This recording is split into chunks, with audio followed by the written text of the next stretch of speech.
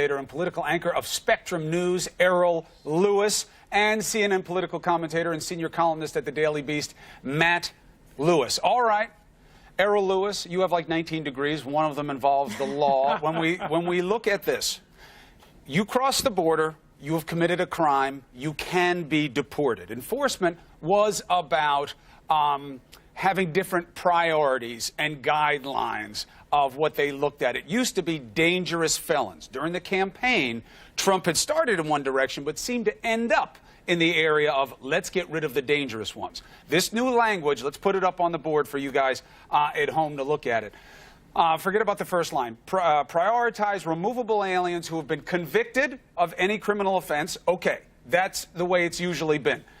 Charged with a criminal offense, that has not been resolved, which means there hasn't been complete due process. The argument on the other side will be they don't deserve due process, they're not citizens, or have committed acts which constitute a chargeable criminal offense or otherwise pose a risk to public safety or national security. Those last two phrases are going to be the ones that drive the controversy. So it's not just about being convicted. It's not even being about arrested. It's if I think, as an enforcement agent, you may be a risk of committing a crime, you're going to wind up having a huge basket of people. What's the plus minus? Well, that's right. Well, the plus is that it enables them to sort of get on with the business and the political promise that he made to his base. The minus, of course, is that you're going to stumble into a due process minefield the minute you start allowing a field officer to sort of say, I think you did something that might be a criminal offense. But they did, because they already came in illegally. So does that cover them in terms of they can take care of anybody they want? Well, you know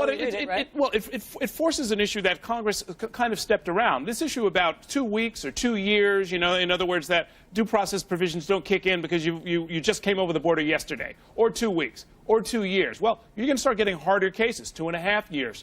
3 years, you're going to start getting conduct that's not clear at all, where people say, well, I wasn't shoplifting, and I have to sort of get that adjudicated before you can decide whether or not I'm deportable. It's going to get very complicated very quickly. So I think they're trying to get the maximum amount of flexibility as they go charging into this campaign promise that they're trying to keep. One of the other practical issues, Jackie, is that it says that they're going to rely on local police for enforcement, some enforcement. They're going to rely on some local police departments. Well, some local police departments don't want that added responsibility. They have their hands full with their own work. And so the idea of that anybody basically is a criminal now, this overly broad or this broad definition now, it just is hard to see how they are going to enforce it. And then there's the question of where they put all these people that they're arresting. There were already, under the Obama administration, there were a lot of problems with these detention facilities, the conditions there, how many people were there. Now multiply that. This is going to be expensive. They're going to be humanitarian. More importantly, they're going to be humanitarian issues. If this happens, this will put a strain on local law enforcement, as you implied, Allison. There are so many, and also whether this is enforced at various localities. I can't imagine California going headlong into this. And you know, maybe some other states will be a little bit more forceful. It's just going to be a very, it's unclear how this will be enforced across the board. Matt, give us a quick take on why, for many conservatives, and you know, a big part of the base that Errol Lewis was talking about, this conversation as to whether it's right or wrong ends with whether or not these people broke the law when they came across the border. Right. America's a sovereign country. We have a right to defend our borders. And look, my whole life I've been hearing, we don't need new laws. What we need to do is enforce the laws that are on the books. That's what this is. This isn't new laws. This is enforcing, prioritizing, granting more discretion to border officers and other in the legal community. But at the end of the day, it's enforcing a law that's already on the books.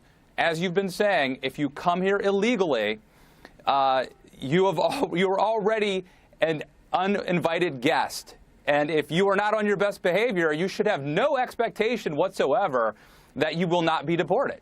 Yeah, there you go. I mean, that's what so many people voted for President Trump, because they like the idea of this. They think that we have our borders are too porous. They think that we've invited people in and turned away, you know, and they're looking forward to this. We're in for a real education. There are always these metaphors about get to the end of the line, your turn, and all of these things that really don't exist. I think we're going to. Why don't they exist? Well, I mean, there ain't no line. I mean, you know, there are 10 different ways you can come into this country where you start out as undocumented and you can get some kind of legal status. Lots of different ways. Depends on who you marry, who you're related to, what kind of job you have, what kind of a job you're applying for, on and on and on. And in the reverse, most people who come and wind up being illegally here overstay a visa. Well, Yes. that's And what that it gets mostly ignored. is. It's not about building a wall, right? You come in for a month-long Student visa, vacation and you never travel go home. visa. Right. And so trying to sort of unwind this and undo this is going to be much more complicated. I think we're going to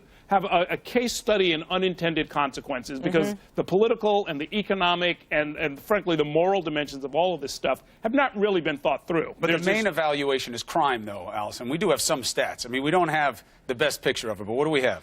Well, I mean, one of the things that they say, Jackie, is that the language now reads that undocumented people, quote, routinely victimize Americans. Well, that is open for debate because the crime stats suggest that, in fact, undocumented people are responsible for less crime. They want to stay in the shadows. They avoid trouble because they don't want to be deported. Here is what the other side, here's a stat that they are using. I don't know if this really illustrates the point, but that on average, the likelihood of being incarcerated if you're an immigrant is much lower than if you're a native-born American. Then there's another stat about how immigration, undocumented people, has risen, obviously, in the past decade.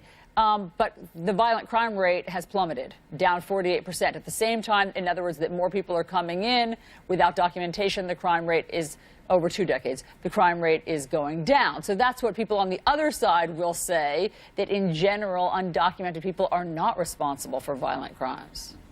And this is why this is so complicated. And as Matt said, you are going to hear a lot of, well, they committed a crime by coming into this country illegally in the first place. But again, I mean, just to cite both of my fellow panelists, as Errol said, this is going to be a study in unintended consequences when you have, I don't know, gymnasiums full of people who have been arrested. I don't know how this works practically. Well, Matt, the only problem with the argument, the absolutist argument that you're making is all enforcement is selective. Not everybody who speeds gets a ticket. Not everybody who commits assault gets prosecuted, let alone convicted. So it's not just about having the right to prosecute these people or deport them in this case. It's about whether or not it's right on different levels. Yeah, absolutely. And I mean, look, I think we could ask, like, is this morally, ethically, is this prudent, is this compassionate? I might do something different, but I think the American people, or at least the Electoral College, sent a very strong signal. This is the direction that they want to go, and Donald Trump is going to do that. Now, look, the problem, of course, is, even if this 90% goes well, right, and it's pretty effective, there are going to be a lot of examples, a lot of sob stories, a lot of people, families that are broken up, and the media will cover that. So there will be some, I'm sure this story will not go away anytime soon. Now, they say the dreamers will be insulated from this expanded enforcement. Those are people who were brought over as children or even teens by their parents. That they won't be affected by this, we'll have to see. All right.